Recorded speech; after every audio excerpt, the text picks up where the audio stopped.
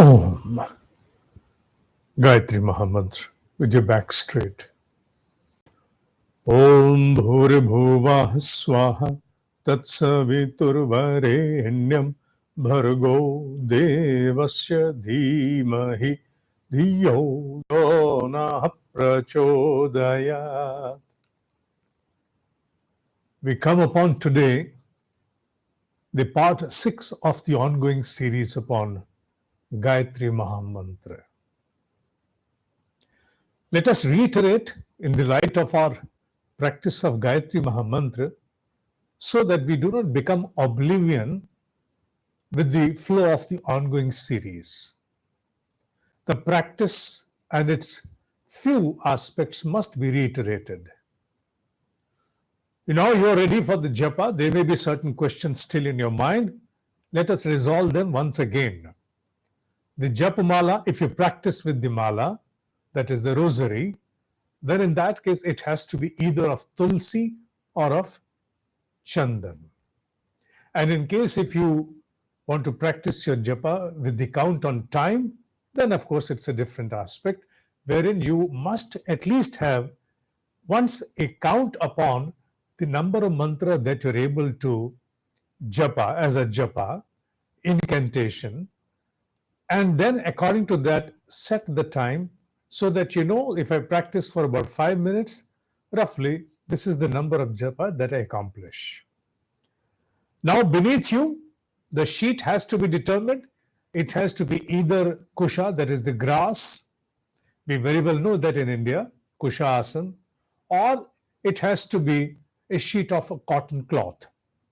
In the case of kusha as well, the grass, since grass at times is dry and rough, you may choose to spread a cotton sheet atop it so that it comforts you. Then, if possible, try to face towards the east, but that doesn't mean that if for you to face towards east is not easy or not accessible easily, then you cannot face on any other side. You can certainly face, if it is possible only then. But do not enforce upon you and carry a remorse that I was not able to sit while my face towards the east. So don't have that kind of a feeling within yourself. The japa must be practiced with your back straight, uncompromising. This is uncompromising. You cannot compromise upon that. If you cannot make your back straight for any count, then you may take a support. But the premonition must be strictly observed that you should not lean directly with the wall. There has to be something as an intermediary, as an obstruction, or as something as a buffer in between in the form of a pillow or something else, so that you are not directly in touch with the wall. That strict premonition must be observed before you try to take a support of the wall, which is not the case with the sofa or the chair. Now you are there, sit down for the japa. Now there is a small utensil of water right up front you. Take some water out of it, sprinkle it upon yourself, and undergo a deep experience of being purified on all grounds of your existence, mental, physical, etc. You can, whatever you are able to imagine at that moment, the purpose is to purify your entirety at that given point of time. Because now you are absolutely sincere, aware, concentrated, and consolidated at that place to embark upon a spiritual pursuit which is highly pious, holds the sanctity of the highest order, which is Gayatri Mahamantra Japa. Now, after having that, disallow any activity that drains your energy, especially after the japa. Once you're done with the japa, disallow. Maybe it is like touching the metal or going barefoot on the floor. There has to be something beside you, for example, a rubber chappal, which can work as an insulation. The moment you get up from the upasana, your japa, you should be in your rubber chappal, which you can specially keep assigned only for the japa practice. So if it is possible, assign it. If you have a house with a wooden flooring, or you have a carpet, or you have mats spread out, So then there is nothing to worry upon. It's only if you have a bare floor, so do not come barefoot on that floor. So that some obstruction has to be observed for a period of around 10 minutes. By the time your energy which you have gathered through your japa gets absorbed and assimilated into your existent physical and mental dimension, both at the same time. So these things have to be practiced. There is no scope and room for anything called as pap or punya. It's a caution which has to be observed in the light of the energy that you have gathered, not in the light that there is some kind of a error in the form of a sin which has been accrued. No, nothing of that kind. You're purely with your motherly deity, that is Gayatri, and you're practicing something which is in the science of consciousness. So there is no room for having any kind of a remorse, any kind of feel of sin or any pap or punya. The Hindi word is a better one that convey to us in the entirety. Now, those who cannot make themselves sit onto the floor for any reason, they can certainly choose to start their japa while sitting upon a sofa or a chair, while making into consideration that serious aspect that your back should remain straight during the japa, so that when the energy generates, it's allowed to move upward without any hindrance.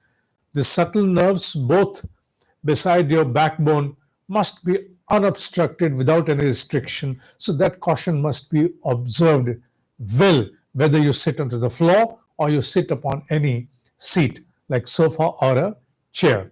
To have an aspect of sanctity within your mind, sprinkle little water upon your little few drops onto the sofa or the chair, just to give you an experience of sanctity and purity all over.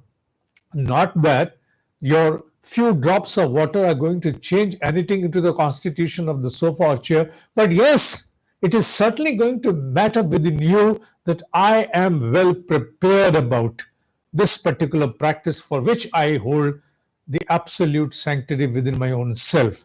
Now, having that, Anushtan is something different. You may be listening about the Anushtan, which is for a specific period of time. And of course, yes, you make yourself get into certain severity of certain observation. The norms are a bit stringent, but that is something different. This is not for you at the moment. For the beginners, it has to be at ease. They should at least start the practice of their Gayatri Japa. Then comes the Yajnapavid, the sacred thread that we wear while practicing Gayatri. Initially, there is no need for you. I won't say that ultimately, if you choose to wear it, you should not. No, it's not like that. I am wearing it right from decades now, almost around 4 decades. We've been wearing the Yajnapavid, the sacred thread, which has a great significance, which is considered to be the image of the deity itself. Those few threads contain the entirety of the Gayatri Mahamantra in a symbolic representation. It's not that those threads are just have been taken over merely for the observation of some ritual, etc. Yes, the ritual is conducted when you wear that for the first time, but not at a grown-up age. You need to undergo the ritual. If you can afford to, then you can certainly, you should. But if you cannot, there is no need. Simply on any of the pious occasion, or while on the yajna, or even on any purnima, you can start wearing by chanting one Gayatri Mahamantra. Have that around you. We wear that thread around you, and now from that onwards, the Yajnapavid is there with you. What if you're not able to carry it? We have been informed that there are certain stringent norms with that. While you go to the washroom, you must suspend it upon your ear and all. Yes, there were certain norms to be observed earlier when the dress code was a bit different, but now these days we have a lot of obstruction around the waist in the form of when we wear especially the trousers and all. So automatically the thread is disallowed to penetrate beyond the waistline. So not much has to be observed. In case if you really are more cautious about it, then you can take around 2 to 3 rounds of it, make it kind of a sort of a garland in your own neck, and then wear it under your shirt. What if I don't choose to wear that? There's no restriction for that. It's only if you choose to wear it, but there's no restriction. But of course, yes, when you become a sincere sadhak, trying to now practice with consistency through anushtans and you want to pursue Gayatri more seriously, then a moment comes where automatically from within your own self an urge shall arise which will create a mandate before you. Now I must give myself a Yajnapaveet. Yajnapaveet is not only for, it's not for any gender. Gayatri has no bias for the gender at all. And understand it from the aspect, I am born to a female, that is my mother. Something which is a restriction to my mother, how can I be allowed that? And I must observe if something is a restriction for my mother, then I certainly have to observe it's equally restricted for myself. Barring upon certain physical mandates and constraints for those few days in the month, or certain other aspects that relate to the procreation. Otherwise, Gayatri holds no restriction between any kind of a gender bias. For it, both are the same. Having said so, let's move on. I brought in the Yajnapaveet because there may be questions cropping up within you. You may have read something, because when you start taking interest into any subject, we try to do a lot of surfing on the net. Then we come across certain kind of beliefs that become an obstruction for us to continue the practice or to even embark upon the practice, holding that if I'm not able to do this, something wrong may not happen, some sin may not accrue, I may not be discredited. It may not happen that I started to get something for a gain, but instead of a gain, I have entered into a loss for which I have now a disgruntlement within myself. So I'm clarifying those aspects which may not hold any significance today. With the changing times, things have changed. Yes, few immutable things cannot be changed because they are the laws of the nature. But there are aspects of belief and practices which certainly undergo change. That is why in the Sanatana Dharma Paddhati, we consider this particular principle as the epitome that determines any kind of a principle or any practice to be laid down. We consider the ongoing times. This surrounds as the most important to determine any point of time what should be considered as a do and what should be considered as a don't. So it may happen that something which was a do at one time is now today a don't, and something which was a don't in some era is a well-established do today. So when the times change, we must also change and adapt to the ongoing times. There are certain aspects which are immutable, cannot be altered on the grounds of their scientific relevance, but otherwise, whereas beliefs are concerned, things certainly undergo change. And if you don't change, you very well know about the dinosaurs. I need not remind you about them. That's very ingrained into us now. Now, this immutable ancient Indian wisdom, as I told you, it draws its determination upon the ongoing times and the surroundings that determine what should be as a do. Now, in no way the ancient the scriptures or Vedas, they cannot be mutated because they hold a different significance from the aspect of scientific observation. An observation that was conducted during unknown times by unknown masters, unknown exalted ones, and then laid down in the form of principle and given down to us. This cannot be changed because you may alter anything, but you cannot alter the basic constitution of the water from H2O to something else. That cannot be done. That is immutable in a respect. Now, I have been moving quickly upon the reiteration aspect today of the practice so that it may not happen that you come down to the part 6 of the series and what was informed to you in the part 1, now you start becoming oblivion and you said, however was it mentioned, how do I go about it? So this reiteration merely will bring you again back to what all you had gathered earlier. Now coming down to this, the aspect of it, the place of japa has to be one. This is something which you must try to affix yourself. The place and the time, they must be determined well and they must be frozen as far as possible. As they say ASAP, so I'll say ASAP again, as far as possible. So as far as possible, try to see that you are able to determine one particular place, and that's because your mind and your bio clock, one place, one time. both have to attune to your practice. When you create a specific interlude which is absolutely dedicated for something, then you very well know if you eat food at a particular given point of time and your body has now undergone an adaptation, then your bio clock automatically generates that hunger within you and your appetite is triggered and you want to have something. You really want to now devour something, swallow something. So your mind and body both have a tendency to attune to a particular clock and an environment.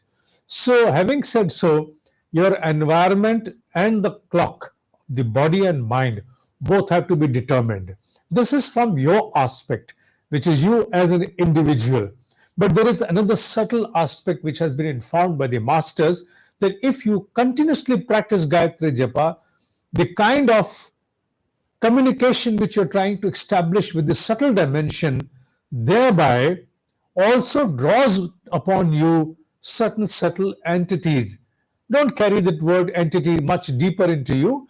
Consider it that there is some sort of a divine grace that also gets associated with it, and the time also matters to them. Do they have a clock? No, they don't have a clock, but certainly they shall always mark a presence on a specific period, a given point of time, if they know that a seeker makes itself available on that particular place at a given point of time. So try to be very cautious about that. The word cautious is a bit extreme for that. I take back. I draw back this word cautious. Try to determine as far as possible that your place of worship, place of japa, and the time of japa remains the same. That does not mean that you cannot alter it or you cannot undergo any change if there is some sort of a contingency that mandates your presence elsewhere, or your place of worship has to be changed on some account, maybe whitewash or the guests have come in, or you have to travel somewhere. No, it's not like that. You can certainly undergo that change too. But that should be only for barring few cases, not a norm, but an exception where you have no other resolve but to create an alteration in the time and the place both. So keep it in your mind. Again, there is no pap or punya, no sin and no gains, but it's only an aspect to attune your body and mind. Now, if you're traveling, there may be a question that if you're traveling, what do I do? My traveling was not going to be for about 1 or 2 hours or 3 hours. Maybe it was for 7 hours, 12 hours, or 24 hours by train, or maybe the flight was long. What in that case? In that case, you shall not be able to sit properly and perform your japa. In that kind of a case, then you should be able to undergo mansik japa. Let it on go within yourself without a mala, without an asan, without a posture, wherever you are, in whatever situation you are, just undergo that silent incantation within yourself so that you remain connected with your practice. There is no room given to evasion. Mind hunts for an opportunity to infiltrate through any evasion and then cast its shadow upon your entire understanding to go on evading it in the following day, in the next day to follow. No, don't do that. So don't disallow your mind to gain any edge on any count. And for that matter, if it happens, for example, you were not able to perform your japa for one day, one particular day, then surmount that japa or carry it forward to the next day. For example, if you were practicing 11 mala on that particular day, now you are not able to perform that. What happens on the next day? I cannot perform 22 mala on the next following day. I don't have that much of time, nor do I have that much of endurance to go on sitting for that long. Okay, no problem. Distribute it in the form of 3 mala for next coming consecutively 4 days. So what will happen? You divide and distribute the amount of japa that you were able to, you had to evade, you had to miss for some count which was unavoidable, but now it has been well compensated by distributing and dividing it upon the days to come. You may even go on dividing it for more number of days to 5 or 6 days, but keep it in your mind that the number must be accomplished. There should be no gap.